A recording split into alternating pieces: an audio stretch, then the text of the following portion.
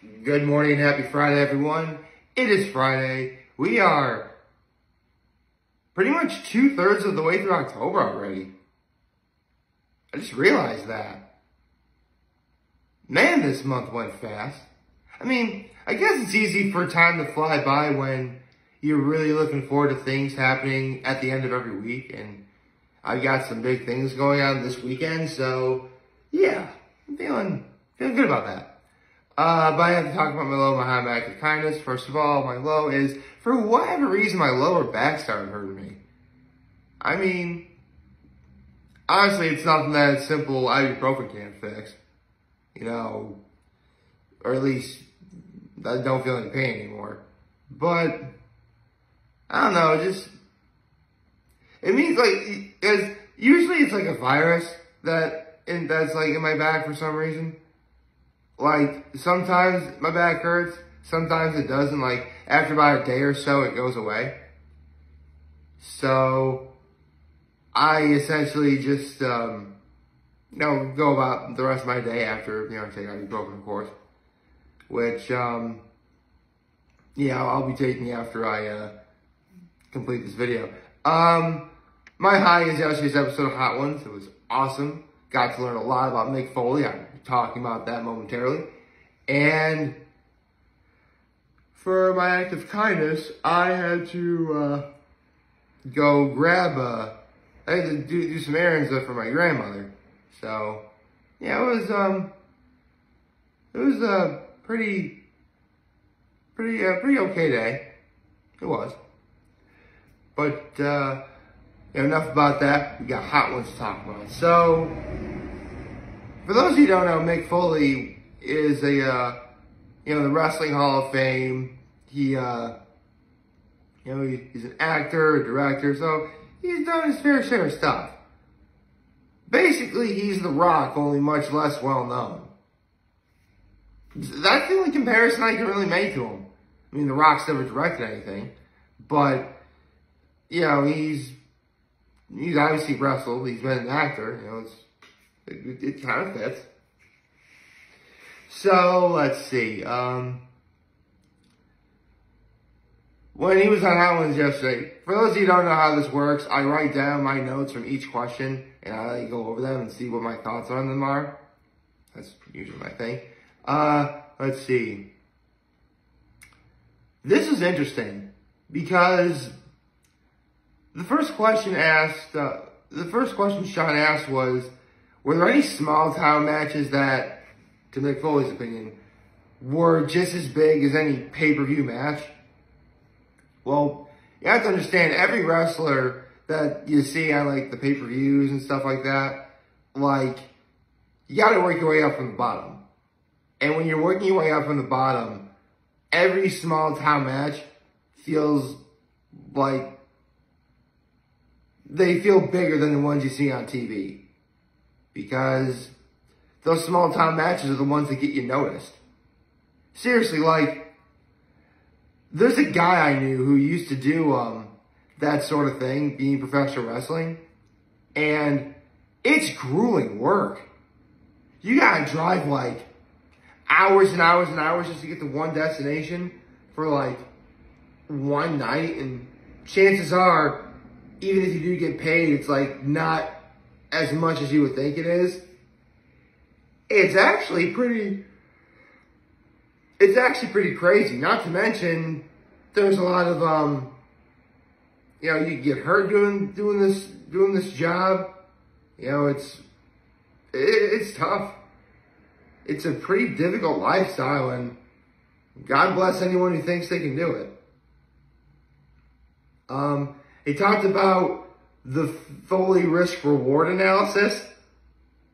Basically, the best example for this is there was one match he was in, and his face was about to land on a bunch of tacks. And he's like, this is going to make my face bleed, but think of how awesome it's going to look. I mean, that's the stuff that professional wrestlers do. It's insane. But you can't tell me it isn't entertaining. let's see. They talk about busting an eyebrow. Apparently, there's a way to punch someone like right at their eyebrow and make them bleed without making it swell up. And you're supposed to like do it like at an angle or something. But I mean, obviously, if it goes wrong, you know, all you do is just punch a guy to no avail. Or again, makes the things swell up like that. So I wouldn't necessarily say it's conducive to. Again, wrestling is tough. It is. Actually, that reminds me.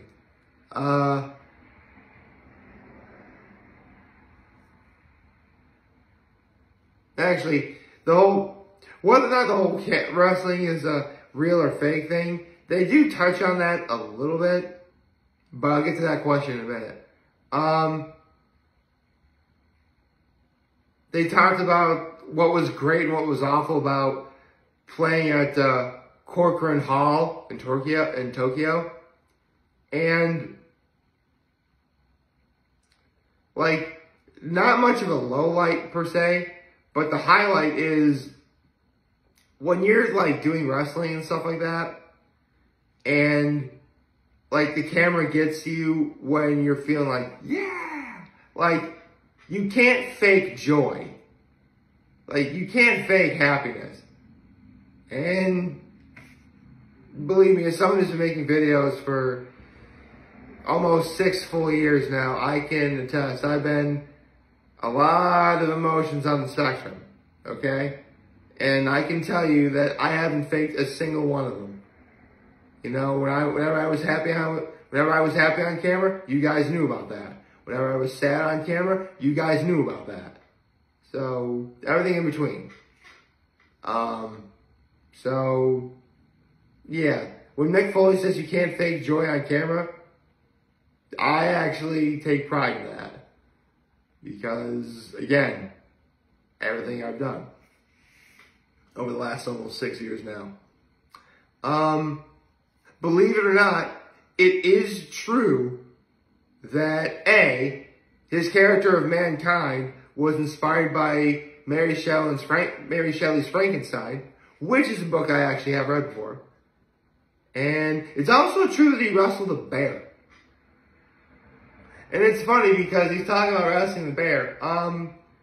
People think like wrestling bear, people say, oh, I wrestled a bear, thinking, you know, they're blowing smoke or they're having fun. A bear is like 8 to 10 times stronger than a human being.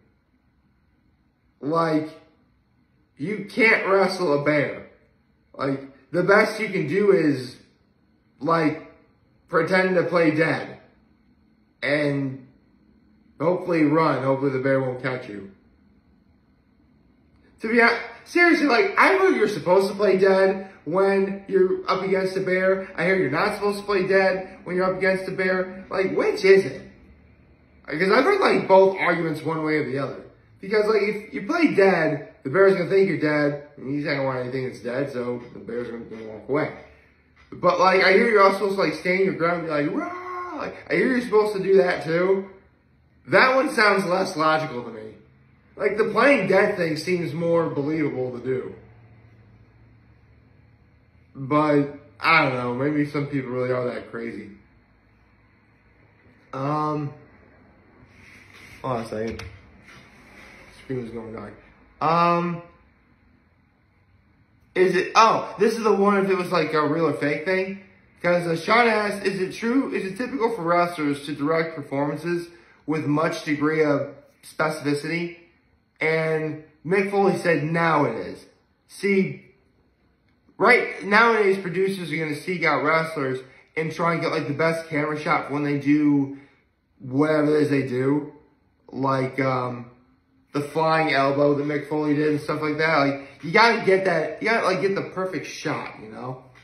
And that works. It totally works. That I do believe. So,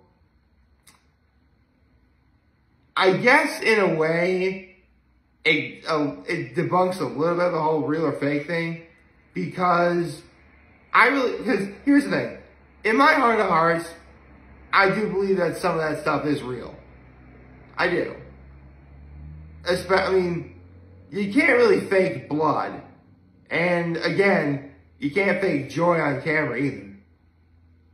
And you have to believe that there are some moves that really do look awesome. That, yeah, they're going to do them, and yeah, it's real. So, I guess I'm about 50-50 on the whole real fake thing. But I at least know what does look real and what doesn't. I mean, listen, if you want to say wrestling's real, I'm not going to argue with you. If you want to say wrestling's fake, I'm not going to argue with you. Again, we're right down the middle.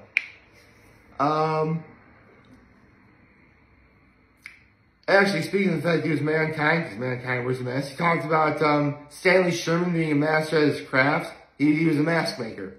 And, he made Mankind's mask. And it looks really good. It looks really stylish and really, breathable and very efficient for what it did. So most people don't know that. That's really cool. He talked about what makes Christmas at Pemberley Manor one of the most beloved Christmas specials of all time. He just thinks it's a good movie. It's a good story with great chemistry.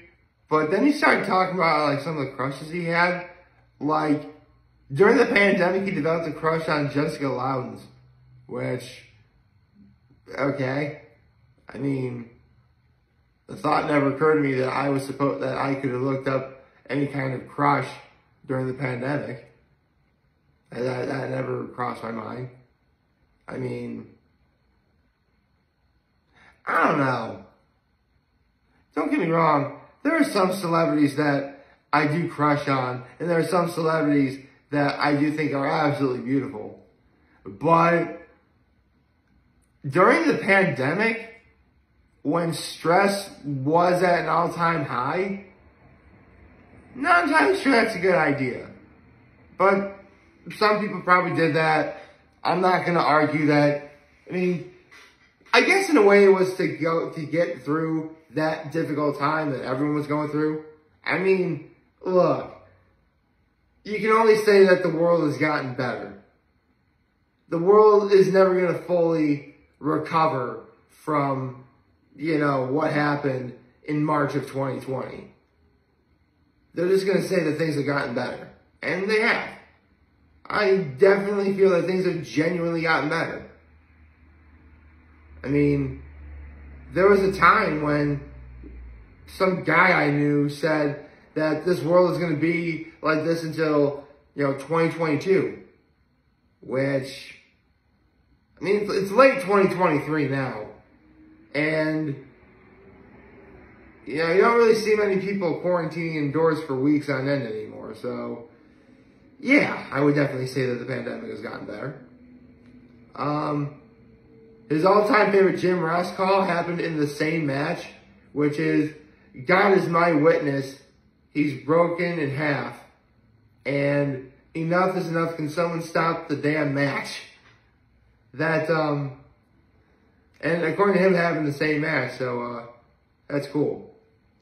But now the last question, though. The last question is why I actually do videos like this.